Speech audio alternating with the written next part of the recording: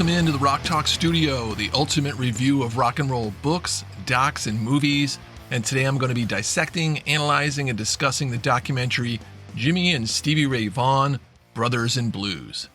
Is this documentary worth your time and money? Well, in the next 15 minutes of this rock and roll conversation, I will definitely answer that question. And that's the goal of the show. That's what I'm up to. This podcast is about recommending a great read or a watch to this rock and roll community. And I promise to deliver it to you with all the passion of a Neil Peart drum solo using all 30 plus pieces of his kit. I'm your host, Big Rick. Let's plug in. So here's how the show is set up. We have three main sets. The first set is the review and discussion of the documentary. Second set, this is where I go a little bit deeper and explore what a true fan of Stevie Ray and Jimmie is going to get out of this. And if you're just a casual fan, I've got you covered there too. I'm going to look at where the value is for a casual fan. And then this documentary gets the official Rock Talk Studio rating. Third set, the conversation shifts away from the doc and focuses more on the artists. And today I'm going to put the Vaughan brothers up against other popular siblings in the rock and roll stratosphere and see where they rank. And like every good rock and roll show, I've got an encore for you. So if you like Jimmie Vaughan, Stevie Ray Vaughan, and want to learn more about them, I've got one more thing to suggest you check out. All right, let's get into the first set. Time for the review. The never-before-told story behind the music of Jimmie and Stevie Ray Vaughan, as told by those who know them best. That's how this documentary is being billed. And when I heard that, I was pumped. I would consider myself a big Stevie Ray Vaughan fan. I saw him many times. I saw him warm up for George Thorogood. Right when he first got started, I saw him play with Jeff Beck on that great tour they did together. I saw him do 3 nights in a row at the Wiltern Theater in Los Angeles. So I'm a big Stevie Ray fan, and I was looking forward to this. And the never heard before stories and from those who knew him really got me interested. And the doc also talks about Billy Gibbons, Eric Clapton, Jackson Browne, and Nile Rodgers are all sharing personal stories. So, all right, I'm in, sold, I'm ready to go. Unfortunately, after all that buildup, this doc just didn't take me there. Writer-director Kirby Warnock starts with a slow build of the Texas music scene and the players and places that house the local talent. This trip down memory lane lays a strong foundation on what it was like for the Vaughan brothers growing up. And it was cool to get a look at their family and the town they grew up in. Jimmie Vaughan serves as the main storyteller of what it was like growing up in a small town while trying to break into the music scene. And the doc is heavy on Jimmie, obviously, being the only brother still alive, but still I was bummed that the documentary lacked any Stevie interviews. Also lacking was the rights to the music, which left a huge hole to the overall feel of this piece. For a doc that had a kind of an indie grassroots feel to it, some of the Jimmie stuff just came off a little forced and a little heavy on trying to show how cool he is. I mean, I don't know, maybe it was just me, but did they have to have Jimmie sitting in front of all his Grammys and awards while he was talking? And you know, Jimmie riding around in his car, I don't know, it just felt forced. The whole presentation felt also unorganized and disjointed at times, almost slapped together. There was footage of Stevie playing with Albert King, that famous footage where they're both sitting on a stool and talking to each other, and Stevie's just blasted and Albert King's just having his mind blown. And that footage came up before the story was even at the place where Stevie started playing at that level. So it was a little confusing and kind of really lacking original material. One of my documentary pet peeves is when they don't have enough photos or video and they keep using the same photo over and over. I counted 4 times the same picture of Stevie crouching down playing guitar that was used. Ouch. Producer Warnock repeatedly, as does Jimmie Vaughan, lament how this was all taking place before the internet, before Facebook, before social media. Jimmie even says that back then when you wanted to talk to a girl, you actually had to go up and talk to her at the dance. And I remember asking myself at that moment, it's like, who's the audience for this documentary? Who are they playing to? It felt like back in the day, we used to have to blah, blah, blah. I mean, I get it. I grew up in the 70s, and most of, I think, the people interested in this story did too. So do you need to take up so much time hammering us that there was no internet back then, that there was no social media? This was before Facebook. It bugged. All right, let's talk a little positive stuff, because there is definitely some. And to me, the positive stuff came from the guest interviews.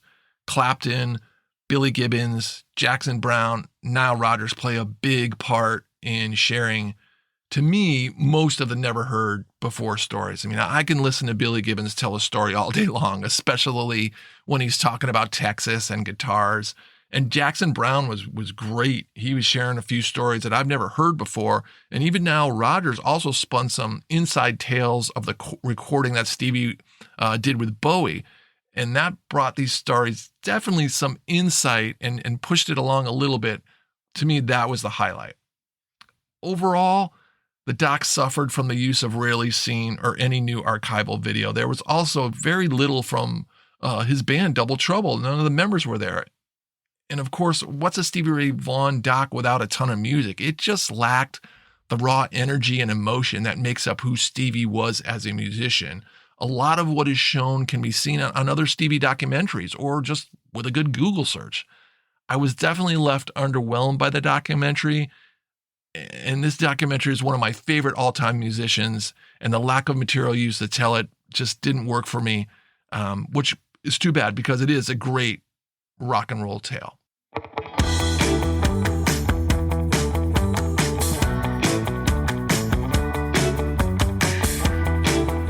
Have a question, a recommendation, a different opinion? Hey, who doesn't? I get it. We're talking rock and roll here.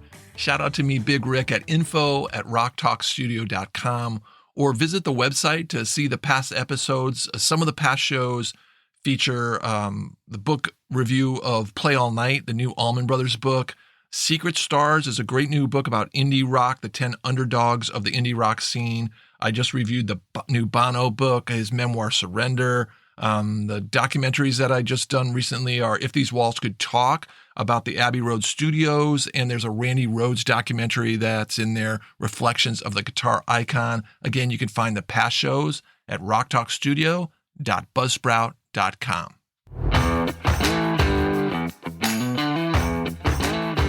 Okay, let's look and see if this doc is for you. You've heard my opinion. Now I want to go even deeper and further with breaking down this and see if it plays for a true fan of Stevie Ray and Jimmie Vaughan. And then I'll flip it around and see if a casual fan, is there anything in there? Is there anything a casual fan can enjoy?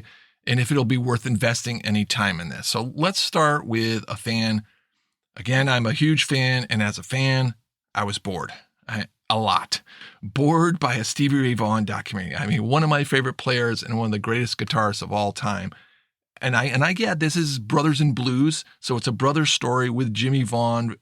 But the Stevie Ray Vaughan stuff is just not there. And the connection for the brothers, though it's made, it's just not convincing enough and not done well enough to really pull me in.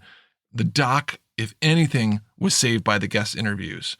Clapton's, Gibbons, Jackson Browne, Nile Rodgers. I mean, Billy Gibbons has a great story where he talks about the characters in the ZZ Top song Low Down in the Street. And that was really cool. And Jackson Browne's story about Stevie's generosity to him for helping record the first album. I don't want to spoil anything about what Stevie gave Jackson Browne, but the story around it, it's one of the best moments of the doc. And that to me was the highlight of this. And I would consider myself open to learning more and wanting to just really enjoy a Stevie Ray Vaughan doc. And this documentary just failed to do justice to the remarkable legacy of a one-of-a-kind talent, Stevie Ray. And I think it failed to explore the complexities of the relationship between Stevie and Jimmie and the impact it had on their music. So that's a fan's deep dive. What about casual fan? And, maybe this might work for someone who knows very little about Stevie and Jimmie. You'll definitely learn about their upbringing, and their story is told. It's laid out. The Texas music scene is giving a fleshing out by Jimmie, and there's a few other players around town that they use that talk about what it was like back in the day. Will you be wowed and go out and listen to a bunch of the Vaughan brothers music? I can only hope so. So one last question remains. Is this documentary recommended, or is it a hard pass? So let's do that. Let's stamp the official Rock Talk Studio rating on it and see where it comes out. Here's how the rating system is set up. It's a 1-2-3 system. A 1 is a front row ticket.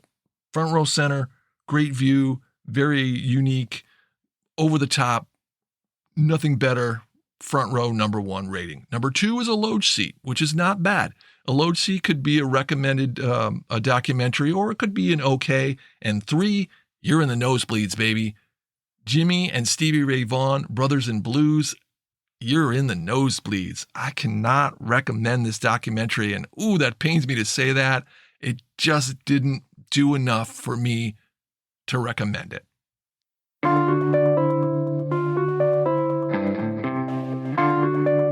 Okay, before we move on, I want to share what I've been reading and watching and what to expect in the next few shows. And I'm going to do this a little bit different this time because there's so much out there right now. It's crazy. I just want to list a few things as suggestions if people are looking for something new to read or watch. Some of these will definitely be upcoming shows, but let's start with a few new books that are out right now. There's a new Lucinda Williams book. I just started that. It's so good. There's a new Leon Russell book. Rick Rubin has a new book out that is more of like kind of a self-improvement book. He talks a lot about the creative process, about being an artist. I've been enjoying just going through that real slow. And there's a new Lou Reed book out, kind of a similar book that's not a rock and roll tale. This book is about Lou's love and practice of Tai Chi. And then the last book that's out right now that's I'm really excited about is Warren Zane's book, the author of the great Tom Petty book. He has a new book out on the making of Springsteen's Nebraska album. A couple of new movies out, and movies are kind of rare, though I do review them every now and then. And when I say out, I mean streaming. There's David Bowie's Moonage Daydream, and the Casablanca record story, Spinning Gold, just came out. Definitely going to be doing a podcast on a bunch of these new releases. All right, third set coming up next. What rock and roll siblings are better than Jimmie and Stevie Ray Vaughan?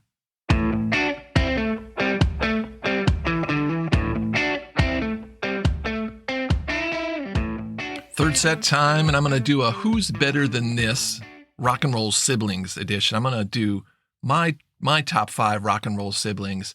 So let's start with a tip and a hat, going way back, 1963, to one of the original rock bands who had a handful of hits, and they were together until 1976. That's the Kinks, Ray and Dave Davies, a great brother duo there. Number 5, Ray and Dave Davies. Number 4, Duane and Greg Allman. I mean, though it was short-lived, Duane recorded with the band for only 3 years. They still put out 3 great albums, the last one being that landmark live Fillmore East album, which something is that it's the best live album ever. I'm definitely one of those.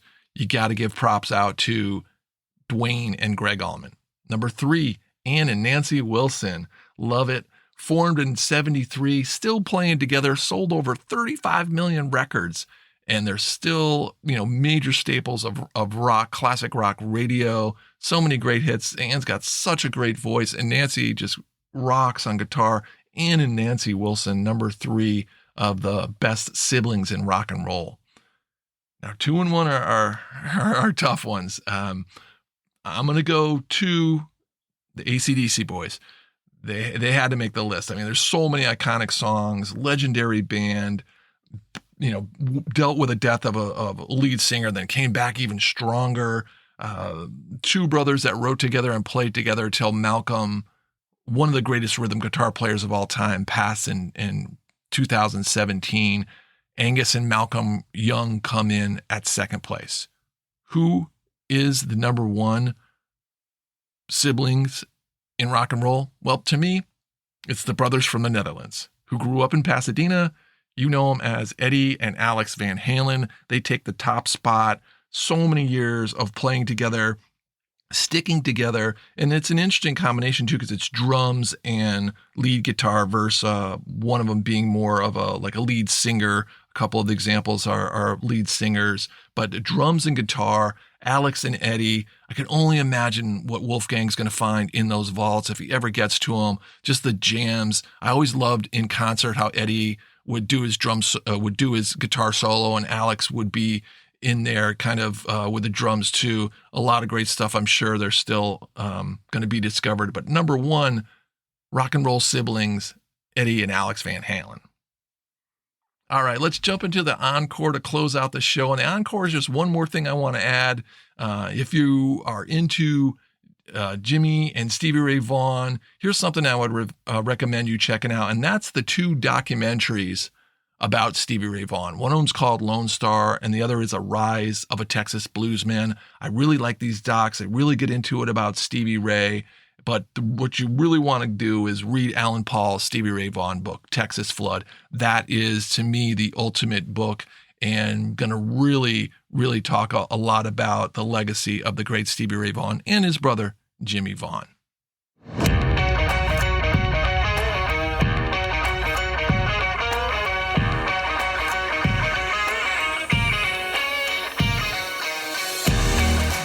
Thanks for tuning in. Love talking rock and roll and appreciate anyone who takes a few minutes out of their day to enjoy the ride with me.